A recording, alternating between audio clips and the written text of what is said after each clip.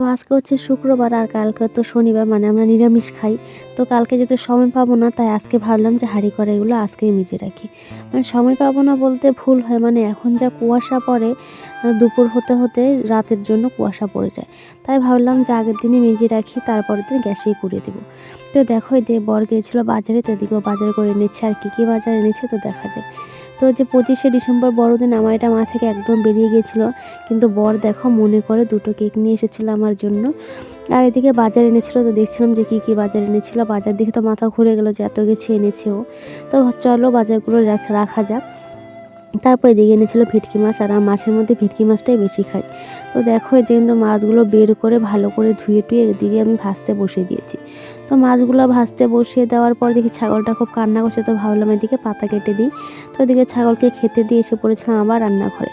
তো নতুন আলু এনেছিল খাওয়ার জন্য, প্রথম আমরা নতুন আলু খাবো এই বছরে। তো এদিকে তরকারির জন্য সবজি টবজি কেটে এদিকে বাঁধাকপি করে পকোড়া করব। তো দেখো এইগুলো কিন্তু আমি মিক্স করে নেব।